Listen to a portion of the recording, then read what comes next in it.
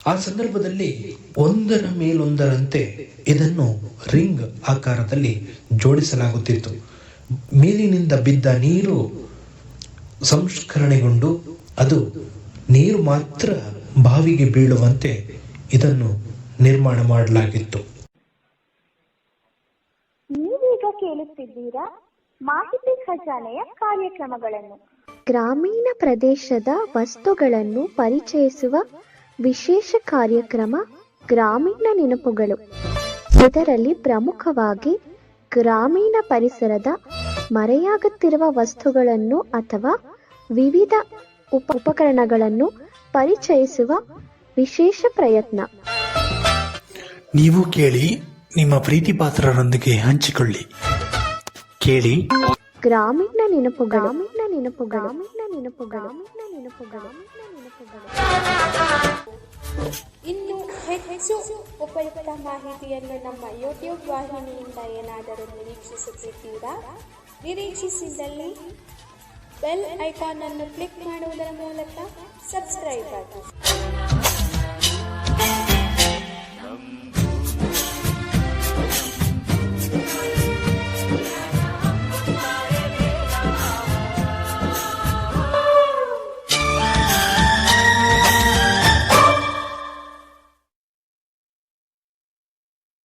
ಮಾಹಿತಿ ಖಜಾನೆಗೆ ಸ್ವಾಗತ. ದಯವಿಟ್ಟು ನಮ್ಮ ಚಾನೆಲ್ಗೆ ಚಂದಾದಾರರಾಗಿ ಮತ್ತು ನಮ್ಮನ್ನ ಬೆಂಬಲಿಸಿ. ಧನ್ಯವಾದಗಳು.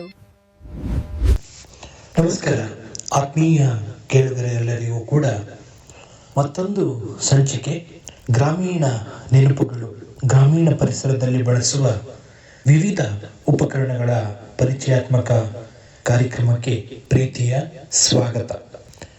ಇವತ್ತು ಮತ್ತೊಂದು ವಿಶಿಷ್ಟ ಉಪಕರಣವನ್ನ ಪರಿಚಯ ಮಾಡ್ಕೊಳ್ತಾ ಇದ್ದೀವಿ. ಅದು ಯಾವುದಪ್ಪ ಅಂದ್ರೆ ವಾಡೆ. ಹಾಗಾದ್ರೆ ವಾಡೆ ಅಂದ್ರೆ ಏನು, ಅದರ ಮಹತ್ವ ಏನು, ಅದನ್ನು ಒಟ್ಟು 3 ವಿಧಗಳಾಗಿ ಏನೆಲ್ಲ ಕರೀತಾರೆ ಅನ್ನೋದನ್ನ ಇವತ್ತಿನ ಸಂಚಿಕೆಯಲ್ಲಿ ನಾವು ತಿಳ್ಕೊಳ್ಳುವಂತ ಪ್ರಯತ್ನವನ್ನು ಮಾಡೋಣ. ಬನ್ನಿ, ಹಾಗಿದ್ರೆ ಹೆಚ್ಚಿನ ಮಾಹಿತಿಯನ್ನ ತಿಳಿಯುವ ಪ್ರಯತ್ನವನ್ನು ಮಾಡೋಣ. ಕೇಳುಗರೆ, ನಾವು ನೋಡುವುದರಿಂದ ಮಾತ್ರ ಮಾಹಿತಿ ಸಿಗುವುದಿಲ್ಲ, ಕಿವಿಯಿಂದ ಕೇಳುವುದರಿಂದಲೂ ಮಾಹಿತಿ ಸಿಗುತ್ತದೆ. ಬನ್ನಿ, ಹಾಗಿದ್ರೆ ಕೇಳೋಣ. ಪ್ರಮುಖವಾಗಿ ಕರ್ನಾಟಕದಂತಹ ಪ್ರದೇಶಗಳಲ್ಲಿ ವಾಡೆ ಅಂತಕ್ಕಂತಹ ಉಪಕರಣ ಬಹುಪಯೋಗಿ ಪ್ರಯೋಜನವನ್ನ ಹೊಂದಿರುವುದರ ಜೊತೆಗೆ ಜಾನಪದೀಯ ಸಂಸ್ಕೃತಿ ಹಾಗೂ ಭಾಷಾಶಾಸ್ತ್ರದಲ್ಲಿ ವಿವಿಧ ಹೆಸರುಗಳಿಂದ ಇದನ್ನು ಗುರುತಿಸಲಾಗುತ್ತದೆ. ದಕ್ಷಿಣ ಕರ್ನಾಟಕದ ಮಧ್ಯಭಾಗದಲ್ಲಿ ವಾಡೆ ಅನ್ನುವ ಈ ಉಪಕರಣವನ್ನು ಧಾನ್ಯಗಳನ್ನು ಸಂಗ್ರಹಿಸುವುದು ಹಾಗೂ ವಸ್ತುಗಳನ್ನು ತುಂಬಿಡಲು ಬಳಸುವ ಬಿನ್ ಅಥವಾ ಕುಕ್ಕೆ ಈ ರೀತಿಯ ಅರ್ಥವನ್ನು ಸೂಚಿಸಿದರೆ, ಇನ್ನು ಜಲಕ್ಕೆ ಸಂಬಂಧಿಸಿದಂತೆ ಈ ಉಪಕರಣವನ್ನು ಗಮನಿಸಿದಾಗ ಇದು ಬಾವಿಯ ಒಳಗಿನ ಗೋಡೆಯನ್ನು ಭದ್ರಪಡಿಸುವ ವ್ಯವಸ್ಥೆಯಾಗಿ ಒಂದು ಬಳೆಯ ಆಕಾರದಲ್ಲಿರುವುದನ್ನು ಪ್ರಮುಖವಾಗಿ ಗುರುತಿಸುತ್ತೇವೆ. ಸ್ನೇಹಿತರೆ, ಇಲ್ಲಿ ಭಾಷಾ ವ್ಯತ್ಯಾಸವನ್ನು ಮಾತ್ರ ನಾವು ಗಮನಿಸ್ತಾ ಇದ್ದೀವಿ. ಯಾಕಂದ್ರೆ ಈ ಉಪಕರಣ 3 ಅರ್ಥವನ್ನ ಒಳಗೊಂಡಿರ್ತಕ್ಕಂಥದ್ದನ್ನ ಪ್ರಮುಖವಾಗಿ ನಾವು ಗಮನಿಸಬಹುದು. ಇನ್ನು ಉತ್ತರ ಕರ್ನಾಟಕದಲ್ಲಿ ಗಮನಿಸಿದಾಗ ವಾಡೆ ಅಂತಕ್ಕಂತಹ ಉಪಕರಣ ಏನಿದೆ, ಇದು ಒಂದು ಸಣ್ಣ ಉಪಕರಣವಾಗಿರದೆ ಇಡೀ ಉತ್ತರ ಕರ್ನಾಟಕ ಪರಿಸರದ ವಾತಾವರಣವನ್ನ ಹಾಗೂ ಅರಮನೆಗಳನ್ನ ತಯಾರಿಸ್ತಕ್ಕಂಥ ಸಂದರ್ಭದಲ್ಲಿ ಮಣ್ಣಿನ ಕೋಟೆಯನ್ನಾಗಿ ಈ ವಾಡೆಯನ್ನ ಗುರುತಿಸುತ್ತೇವೆ. ಈ 3 ಅಂಶಗಳನ್ನ ಗಮನಿಸಿದಾಗ ಪ್ರಮುಖವಾಗಿ ಮನುಷ್ಯರ ಸಾಮಾಜಿಕ ಜೀವನ ಹಾಗೂ ಪರಿಸರ ಸ್ನೇಹಿ ವಾತಾವರಣಗಳು ಹಾಗೂ ಕೃಷಿ ಸಂಸ್ಕೃತಿ, ಆರ್ಥಿಕ ಪರಿಸ್ಥಿತಿಗಳು ಇವೆಲ್ಲದಕ್ಕೂ ಕೂಡ ಕೊಂಡಿಯಾಗಿದ್ದನ್ನ ಪ್ರಮುಖವಾಗಿ ನೆನೆಯುತ್ತೇವೆ. ಇನ್ನು ಧಾನ್ಯ ಸಂಗ್ರಹದಲ್ಲಿ ಇದರ ಪಾತ್ರ ಏನು ಅಂತ ಈಗ ನೋಡೋಣ. ಪ್ರಮುಖವಾಗಿ ಮಳೆಗಾಲದಲ್ಲಿ ಹಾಗೆ ಧಾನ್ಯಗಳನ್ನ ಸಂರಕ್ಷಣೆ ಮಾಡ್ತಕ್ಕಂಥ ಸಂದರ್ಭದಲ್ಲಿ ಜನ್ಮ ತಾಳಿದ್ದೇ ವಾಡೆ. ಅಂದರೆ ಕೀಟಗಳಿಂದ ಪ್ರಾಣಿಗಳಿಂದ ರಕ್ಷಣೆ ಮಾಡೋದಕ್ಕೆ ಹಾಗೂ ಹೆಚ್ಚು ಕಾಲ ಕೆಡದೆ ಸಂಗ್ರಹಿಸಿ ಇಡೋದಕ್ಕೆ ಉಪಕರಣ ಬೇಕಾಗಿತ್ತು. ಅಲ್ಲಿ ಹುಟ್ಟಿಕೊಂಡಿದ್ದೇ ವಾಡೆ ಅನ್ನುವ ಉಪಕರಣ. ಇನ್ನು ವಾಡೆಯನ್ನ ರಚಿಸುವಾಗ ಪ್ರಮುಖವಾಗಿ ಕಾಡಿನಲ್ಲಿ ನೈಸರ್ಗಿಕವಾಗಿ ದೊರೆಯುವ ಬಿದಿರು ಅಥವಾ ಗಟ್ಟಿಯಾದ ಕಡ್ಡಿಯನ್ನು ಬಳಸಿ ಇದನ್ನು ಎಣೆಯಲಾಗುತ್ತದೆ. ಇನ್ನು ಇದರ ಒಳ ಮತ್ತು ಹೊರಭಾಗದಲ್ಲಿ ಜೇಡಿಮಣ್ಣು ಹಾಗೂ ಹಸುವಿನ ಸೆಗಣಿ ಹಾಗೂ ಹುಲ್ಲನ್ನು ಲೇಪಿಸಲಾಗುತ್ತದೆ. ಈ ಲೇಪನ ಪ್ರಮುಖವಾಗಿ ಉಷ್ಣಾಂಶ ನಿರೋಧಕ, ವಾಯು ನಿರೋಧಕ ಗುಣವನ್ನು ಇದಕ್ಕೆ ನೀಡುತ್ತದೆ. ಇದಕ್ಕೆ ಒಣಗಿದ ಭತ್ತದ ಹುಲ್ಲನ್ನು ಕೂಡ ಬಳಸುವುದು ಇದರ ವಿಶೇಷ. ಈ ಲೇಪನದಿಂದಾಗಿ ಪ್ರಮುಖವಾಗಿ ಹೊರಗಿರುವ ಕೀಟಗಳು ಒಳಗೆ ಪ್ರವೇಶಿಸಲು ಸಾಧ್ಯವಾಗುವುದಿಲ್ಲ. ಹಾಗೂ ಈ ಒಂದು ವಾಡೆ ಅಂತಕ್ಕಂಥದ್ದೇನಿದೆ, ಈ ಉಪಕರಣದಿಂದಾಗಿ ಸಂಗ್ರಹಿಸಿದ ಧಾನ್ಯ ಹೆಚ್ಚು ಕಾಲ ಉಳಿಯಲು ಸಾಧ್ಯವಾಗುತ್ತದೆ. ಇನ್ನು ಸಾಮಾನ್ಯವಾಗಿ ಇದನ್ನು ಕೃಷ್ಣರಾಜನಗರ, ಮೈಸೂರು, ಮಂಡ್ಯ ಹಾಗೂ ಹಾಸನ, ಅರಕಲಗೂಡು ಈ ಪ್ರಾಂತ್ಯಗಳಲ್ಲಿ ವಾಡೆ ಎಂದೇ ಇದನ್ನು ಸಂಬೋಧಿಸಲಾಗುತ್ತದೆ. ಹಾಗೆ ಮಳವಳ್ಳಿಯಲ್ಲಿಯೂ ಕೂಡ ಈ ಹೆಸರಿನಿಂದ ಗುರುತಿಸಲಾಗುತ್ತಿದೆ. ಇದು ದೊಡ್ಡ ಗಾತ್ರದಲ್ಲಿ ಇರುತ್ತದೆ. ಇನ್ನು ಉತ್ತರ ಕರ್ನಾಟಕ ಮತ್ತು ಕರಾವಳಿಯ ಕೆಲವು ಭಾಗದಲ್ಲಿ ಇದನ್ನು ಕೊಮ್ಮೆತಟ್ಟಿ ಎನ್ನುವ ಹೆಸರಿನಿಂದ ಗುರುತಿಸಲಾಗುತ್ತದೆ. ಸಣ್ಣ ಪುಟ್ಟ ವಸ್ತುಗಳನ್ನು, ಧಾನ್ಯಗಳನ್ನು ಸಂಗ್ರಹಿಸಿಡಲು ಈ ಭಾಗದಲ್ಲಿ ಬಳಸುತ್ತಾರೆ. ಇನ್ನು ಚಿತ್ರದುರ್ಗ, ದಾವಣಗೆರೆ, ಶಿವಮೊಗ್ಗ ಭಾಗದಲ್ಲಿ ನೆಲದಲ್ಲಿಯೇ ಅಗೇವು ಅನ್ನು ಸೃಷ್ಟಿಸಲಾಗುತ್ತದೆ. ಇದು ಆಳವಾದ ಮಹಾಕಣಜವನ್ನು ತುಂಬಿಡಲು ಬಳಸುತ್ತಾರೆ. ಆಳವಾದ ಗುಂಡಿಯನ್ನು ತೆಗೆದು ಗುಂಡಿಯ ಒಳಗಡೆ ಧಾನ್ಯವನ್ನು ಸಂರಕ್ಷಿಸಲಾಗುತ್ತದೆ. ಇನ್ನು ಇತ್ತೀಚೆಗೆ ಇಂತಹ ಉಪಕರಣಗಳು ಸಾಮಾನ್ಯವಾಗಿ ನಶಿಸಿ ಹೋಗುತ್ತಿವೆ. ಇವುಗಳನ್ನು ಸಂರಕ್ಷಣೆ ಮಾಡುವುದಕ್ಕೆ ರಾಮನಗರ ಜಿಲ್ಲೆಯಲ್ಲಿ ಜಾನಪದ ಲೋಕ ರೂಪುಗೊಂಡಿದೆ. ನಾಗೇಗೌಡ ಹಾಗೂ BM ಶ್ರೀಕಂಠಯ್ಯ ಜಾನಪದ ತಜ್ಞರ ಕನಸಿನ ಕೂಸಾಗಿ ರೂಪುಗೊಂಡಿರ್ತಕ್ಕಂತಹ ಜಾನಪದ ಲೋಕದಲ್ಲಿ ಇದನ್ನು ಸಂಗ್ರಹಿಸಿ ಸಂರಕ್ಷಣೆ ಮಾಡಲಾಗುತ್ತಿದೆ. ಇಲ್ಲಿ ಪ್ರಮುಖವಾಗಿ ಲೋಕಮಾತಾ ಮಂದಿರ ಹಾಗೂ ಆಯಗಾರರ ಗುಡಾಣಗಳಲ್ಲಿ ಇದನ್ನು ಸಂಗ್ರಹಿಸಿ ಇಡಲಾಗಿದೆ.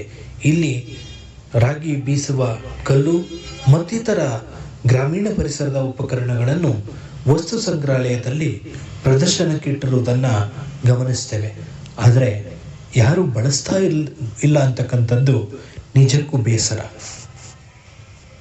ಇನ್ನು ಇತ್ತೀಚೆಗೆ ಸಂಶೋಧನೆಗಳನ್ನು ಕೈಗೊಳ್ಳುವವರೆಗೆ ಇದು ಒಂದು ಪ್ರಮುಖ ವಿಶ್ವವಿದ್ಯಾನಿಲಯವಾಗಿ ರೂಪುಗೊಂಡಿರ್ತಕ್ಕಂಥದ್ದನ್ನು ಕೂಡ ಪ್ರಮುಖವಾಗಿ ಗುರುತಿಸುತ್ತೇವೆ. ಇನ್ನು ಜಲ ಸಂಸ್ಕೃತಿಯನ್ನ ಗಮನಿಸಿದಾಗ ಅಂದಿನ ಕಾಲದಲ್ಲಿ ಬಹಳ ಒಂದು ಪರಿಸರಗಳು ನಾಶವಾಗಿದ್ದರಿಂದ ಏನಾಗ್ತಿತ್ತಪ್ಪ ಅಂದ್ರೆ ಬಾವಿ ತೋಡುವುದು ಬಹಳ ಕಷ್ಟ ಆಗ್ತಾ ಇತ್ತು. ಬಾವಿ ತೋಡಿದ್ರೆ ಆ ಮಣ್ಣು ಬಾವಿ ಒಳಗಡೆ ಕುಸಿತಾ ಇತ್ತು. ಇದನ್ನ ತಡೆಗಟ್ಟುವುದಕ್ಕೆ ವಾಡೆಯ ಒಂದು ಪ್ರಯೋಜನ ಬಹಳ ಮುಖ್ಯವಾಯಿತು. ಯಾಕಂದ್ರೆ ಈ ವಾಡೆ ಅಂತಕ್ಕಂಥದ್ದೇನಿದೆ, ಇದನ್ನ ಮಣ್ಣಿನಿಂದ ತಯಾರು ಮಾಡಿ ಇದನ್ನು ಕೂಡ ಬಳಸಲಾಗುತ್ತಿತ್ತು. ಇನ್ನು ಬಾವಿ ತೋಡ್ತಕ್ಕಂತಹ ಸಂದರ್ಭದಲ್ಲಿ ಈ ವಾಡೆಗಳನ್ನ ರಿಂಗ್ ಆಕಾರದಲ್ಲಿ ಮಣ್ಣಿನಿಂದ ತಯಾರು ಮಾಡ್ತಾ ಇದ್ರು. ಸ್ಥಳೀಯ ಹಳ್ಳಿಯ ಕುಂಬಾರರು ಇದನ್ನು ತಯಾರು ಮಾಡ್ತಿದ್ದಂತಹ ಸನ್ನಿವೇಶವನ್ನು ಗಮನಿಸಬಹುದಾಗಿತ್ತು. ಆ ಸಂದರ್ಭದಲ್ಲಿ ಒಂದರ ಮೇಲೊಂದರಂತೆ ಇದನ್ನು ರಿಂಗ್ ಆಕಾರದಲ್ಲಿ ಜೋಡಿಸಲಾಗುತ್ತಿತ್ತು. ಮೇಲಿನಿಂದ ಬಿದ್ದ ನೀರು ಸಂಸ್ಕರಣೆಗೊಂಡು ಅದು ನೀರು ಮಾತ್ರ ಬಾವಿಗೆ ಬೀಳುವಂತೆ ಇದನ್ನು ನಿರ್ಮಾಣ ಮಾಡಲಾಗಿತ್ತು. ಇಂದಿಗೂ ಕೂಡ ಕೆಲವು ಗ್ರಾಮೀಣ ಪರಿಸರದಲ್ಲಿ ಇದು ಬಳಕೆಯಲ್ಲಿರುವುದು ವಿಶೇಷ. ಇನ್ನು ಪ್ರಮುಖವಾಗಿ ಉತ್ತರ ಕರ್ನಾಟಕದಲ್ಲಿ ಗಮನಿಸಿದಾಗ ವಿಜಯಪುರ, ರಾಯಚೂರು ಹಾಗೂ ಬೆಳಗಾವಿ ಪ್ರದೇಶಗಳಲ್ಲಿ ಈ ವಾಡೆ ಅಂತಕ್ಕಂಥದ್ದೇನಿದೆ ಕೃಷಿ ಪ್ರಧಾನ ವ್ಯವಸ್ಥೆಯಾಗಿತ್ತು. ಕೃಷಿಯ ಸಂಪರ್ಕವನ್ನ ಮಾಡೋದಕ್ಕೆ, ಕೃಷಿಯ ವ್ಯವಸ್ಥೆಯನ್ನ ಸುಗಮಗೊಳಿಸೋದಕ್ಕೆ, ಕೃಷಿ ಪ್ರಕ್ರಿಯೆಯಲ್ಲಿ ಇದರ ಮಹತ್ವ ಬಹಳ ಮುಖ್ಯವಾಗಿತ್ತು. ಅತ್ಯುತ್ತಮವಾದ ಉಗ್ರಾಣವಾಗಿ ಈ ವಾಡಿಯನ್ನ ಗುರುತಿಸ್ತಾರೆ ಅವರು. ಯಾಕಂದ್ರೆ ಹೆಚ್ಚು ಧಾನ್ಯವನ್ನ ಸಂಗ್ರಹ ಮಾಡತಕ್ಕಂತಹ ಸಾಮರ್ಥ್ಯ ಹೊಂದುವಂತೆ ಈ ವಾಡಿಯನ್ನ ಮಣ್ಣಿನಿಂದ ನಿರ್ಮಾಣ ಮಾಡುತ್ತಿದ್ದಂತಹ ಸನ್ನಿವೇಶವನ್ನು ಕೂಡ ಪ್ರಮುಖವಾಗಿ ಗಮನಿಸಬಹುದು. ಇನ್ನು ಆಂಗ್ಲ ಭಾಷೆಯ ನಿಘಂಟುಗಳಲ್ಲಿ ಇದನ್ನು ಭವನ, ವಾಡೆ ಎನ್ನುವಂತಹ ಉಲ್ಲೇಖಗಳು ಹಾಗೂ ಸಾಹಿತ್ಯ ಪ್ರಕಾರದಲ್ಲಿಯೂ ಕೂಡ ಈ ಕುರಿತಂತಹ ಉಲ್ಲೇಖಗಳಿರುವುದನ್ನ ಪ್ರಮುಖವಾಗಿ ಗಮನಿಸ್ತೇವೆ. ಇನ್ನು ಕೊಪ್ಪಳದಲ್ಲಿ ಆಳವಾದ ವಾಡೆಯನ್ನ ಗಮನಿಸ್ತೇವೆ. ಇಲ್ಲಿ ಮಳಿಗೆಯ ರೂಪದಲ್ಲಿ ವಾಡೆಯನ್ನ ನಿರ್ಮಾಣ ಮಾಡಲಾಗಿದೆ. ಈ ವಾಡೆ ಹೇಗಪ್ಪ ಅಂದ್ರೆ ಏಕಕಾಲಕ್ಕೆ ಹೆಚ್ಚು ಚೀಲದ ವಾಡೆಯನ್ನ ಅಂದ್ರೆ ಚೀಲದ ಧಾನ್ಯಗಳನ್ನ ಸಂಗ್ರಹಿಸತಕ್ಕಂತಹ ಸಾಮರ್ಥ್ಯವನ್ನ ಹೊಂದಿದೆ. ಇನ್ನು ಉತ್ತರ ಕರ್ನಾಟಕದ ಕೆಲವು ಅರಮನೆಗಳಲ್ಲಿ ಈ ವಾಡೆಯ ಸಂಸ್ಕೃತಿಯನ್ನ ಅಳವಡಿಸಿಕೊಂಡಿದ್ರು. ಇಲ್ಲಿ ಪ್ರಮುಖವಾಗಿ ಧಾನ್ಯಗಳನ್ನು ಆಗಿನ ಕಾಲದಲ್ಲಿ ತೆರಿಗೆಯ ರೂಪದಲ್ಲಿ ಸಂಗ್ರಹಿಸಲಾಗುತ್ತಿತ್ತು. ಅದನ್ನ ಇಡೋದಕ್ಕೆ ವಾಡೆ ಬಹಳ ಮುಖ್ಯವಾಗಿತ್ತು. ಹಾಗಾಗಿ ಈ ವಾಡೆಯನ್ನ ಇಲ್ಲಿ ಬಳಸುತ್ತಿದ್ದನ್ನ ಪ್ರಮುಖವಾಗಿ ಗಮನಿಸ್ತೇವೆ. ಇನ್ನು ಜಲ ಸಂಗ್ರಹದ ವಾಡೆಯನ್ನು ಕೂಡ ಪ್ರಮುಖವಾಗಿ ಅಂದಿನ ಕಾಲದಲ್ಲಿ ಗಮನಿಸಬಹುದಾಗಿತ್ತು. ಬೈಲಹೊಂಗಲ, ಚಿತ್ರದುರ್ಗ, ಬೆಳಗಾವಿ ಹಾಗೂ ಬಳ್ಳಾರಿ ಈ ಪ್ರಾಂತ್ಯಗಳಲ್ಲಿ ಹೆಚ್ಚು ಇಂತಹ ವ್ಯವಸ್ಥೆಗಳು ರೂಪುಗೊಂಡಿದ್ದು. ಆಗಿನ ಕಾಲದಲ್ಲಿ ಯುದ್ಧಗಳು ನಡೆಯುವ ಸಂದರ್ಭದಲ್ಲಿ ಈ ವಾಡೆಗಳ ಒಳಗಡೆ ಬೃಹತ್ ಆಕಾರದ ನೀರು ಸಂಗ್ರಹಣೆ ಮಾಡತಕ್ಕಂಥ ವ್ಯವಸ್ಥೆ ಹಾಗೂ ಜನರು ವಾಸ ಮಾಡುವುದಕ್ಕೂ ಕೂಡ ಇಲ್ಲಿ ಅವಕಾಶವನ್ನ ಕಲ್ಪಿಸಲಾಗುತ್ತಿತ್ತು. ಹಾಗೆ ಇವುಗಳಿಗೆ ಸೀಕ್ರೆಟ್ ಬಾಗಿಲುಗಳು ಇದ್ದುದನ್ನು ಕೂಡ ಪ್ರಮುಖವಾಗಿ ನೆನೆಯಬಹುದು. ಇನ್ನು ಕೊನೆಯದಾಗಿ ಹೇಳೋದಾದ್ರೆ ಇಂತಹ ವಾಡೆ ಅಂತಕ್ಕಂತಹ ಉಪಕರಣ ಏನಿದೆ ಇದು ಕೇವಲ ಅಂದಿನ ಕಾಲಕ್ಕೆ ಮಾತ್ರ ಸೀಮಿತವಾಗದೆ ವರ್ತಮಾನ ಸ್ಥಿತಿಯಲ್ಲಿಯೂ ಕೂಡ ಬಳಕೆಗೆ ಬರಬೇಕಿದೆ. ವಿದ್ಯಾರ್ಥಿಗಳಿಗೆ ಪಠ್ಯ ಪುಸ್ತಕಗಳಲ್ಲಿಯೂ ಕೂಡ ಈ ವಾಡಿಯಂತಹ ಗ್ರಾಮೀಣ ಪರಿಸರದ ಉಪಕರಣಗಳ ಬಗ್ಗೆ ಪರಿಚಯ ಮಾಡಬೇಕಿದೆ. ತಾಂತ್ರಿಕ ವಿಶ್ವವಿದ್ಯಾನಿಲಯಗಳು ಹಾಗೂ ಪ್ರಮುಖ ವಿಶ್ವವಿದ್ಯಾನಿಲಯಗಳು ಈ ಕುರಿತಂತೆ ಸಂಶೋಧನೆಗಳನ್ನು ಕೈಗೊಳ್ಳಬೇಕಿದೆ. ಅಷ್ಟೇ ಅಲ್ಲದೆ ಇದನ್ನೇ ನಂಬಿ ಬದುಕುತ್ತಿರುವ ಕುಂಬಾರಿಕೆ ಮಾಡುವವರು ಹಾಗೂ ಈ ಕಸುಬಿನಲ್ಲಿ ತೊಡಗಿಕೊಂಡಿರತಕ್ಕಂಥವರಿಗೆ ಭದ್ರತೆಯನ್ನ ನೀಡಬೇಕಿದೆ. ಈ ಬಗ್ಗೆ ಪ್ರತಿಯೊಬ್ಬರು ಆಲೋಚಿಸಿ ನಿರ್ಧಾರವನ್ನ ಕೈಗೊಳ್ಳಬೇಕೆಂಬುದೇ ಈ ಕಾರ್ಯಕ್ರಮದ ಪ್ರಮುಖ ಉದ್ದೇಶ. ಕೇಳುಗರೆ, ನಾವು ಗ್ರಾಮೀಣ ಪರಿಸರದಲ್ಲಿ ಬಳಸ್ತಕ್ಕಂತಹ ಇಂತಹ ಉಪಕರಣಗಳಿಗೆ ಉತ್ತೇಜನ ನೀಡ್ತಾ ಮುಂದೆ ಸಾಗೋಣ ಅಂತ ಹೇಳ್ತಾ ಮತ್ತೊಮ್ಮೆ ತಮ್ಮೆಲ್ಲರಿಗೂ ಕೂಡ ಧನ್ಯವಾದಗಳನ್ನ ತಿಳಿಸ್ತಾ, ಇನ್ನು ಯಾರು ಸಬ್ಸ್ಕ್ರೈಬ್ ಮಾಡದೆ ನೋಡ್ತಾ ಇದ್ದೀರಿ ಈ ಕೂಡಲೇ ಸಬ್ಸ್ಕ್ರೈಬ್ ಮಾಡ್ಕೊಳ್ಳಿ ಅಂತ ಹೇಳ್ತಾ ಮತ್ತೊಂದು ಸಂಚಿಕೆಯಲ್ಲಿ ಮತ್ತಷ್ಟು ವಿಶೇಷತೆಯೊಂದಿಗೆ ಭೇಟಿಯಾಗೋಣ. ಅಲ್ಲಿಯವರೆಗೂ ಜೈ ಹಿಂದ್.